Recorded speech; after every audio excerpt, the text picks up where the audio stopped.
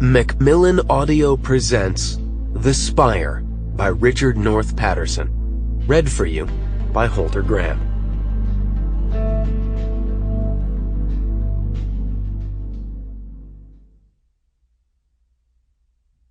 Prologue.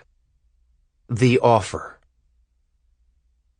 16 years after the murder of Angela Hall had precipitated the decline of Caldwell College, Mark Darrow returned to campus, standing in the shadow of the Spire. Darrow had come at the urgent request of Dr. Lionel Farr, his professor and mentor, one of the seminal figures in Caldwell's history and in Darrow's life. It was the end of the spring semester, and blossoming dogwood trees, set between generous oaks, brightened the landscape with pink. Even here, Darrow could detect Farr's influence. Since becoming provost, Lionel Farr had overseen the planting of pine trees and neatly tended gardens, giving the foliage both variety and order.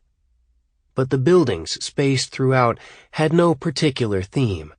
The oldest, elaborate brownstones with Gothic steeples and towers, were mixed with square staid structures from the late 19th century, and newer buildings in a variety of architectural styles, some more nondescript than others. As a student, Darrow had found this hodgepodge engaging, a stone and brick record of the growth of Caldwell College over time. Though the campus would never resemble that of a picture book college, these structures had housed generations of students and nurtured much learning, including, as Darrow gratefully remembered, his own. The current students looked much like Darrow's classmates had all those years ago. With the subdued, somewhat dazed look of college kids facing finals, they wandered past him, taking little notice, Darrow reflected wryly, of the former campus legend, now a late 30-ish lawyer in a business suit, headed for his meeting with the presidential search committee of a small Ohio school in crisis. Then Darrow looked up at the Spire, recalling the most vivid hours of his youth, and all trace of humor vanished. Erected 2 decades before the Civil War by the school's founder, the Reverend Charles Caldwell, the tower remained as Caldwell had intended, the epicenter of campus, with 4 brick pathways radiating outward like spokes, the other buildings set at an appropriate, almost reverent distance. At its base was chiseled Christ, the chief cornerstone. From there, at Caldwell's insistence, over 200 feet of sandstone rose above everything but sky.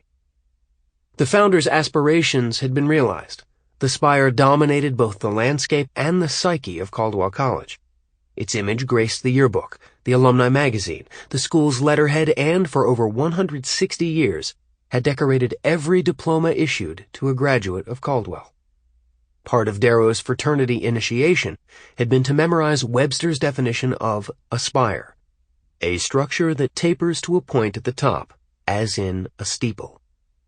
Just below the steeple, in a space with 4 long openings, the great bell of the college hung, its deep, resonant clang reserved for moments of celebration or sadness.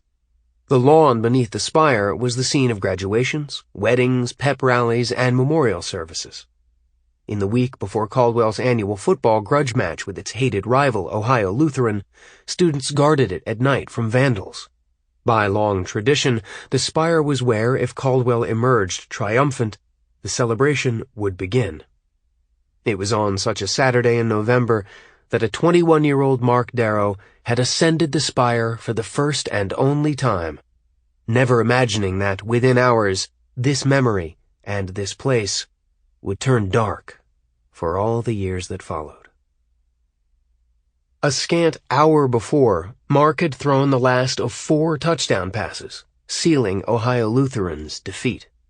Coach Fisk, whose privilege this was, had designated Mark to ring the bell atop the Spire. Very rarely was a student admitted to the bell tower. The Spire's oaken door had been padlocked since 1938, when a drunken celebrant had fallen from the Spire to his death.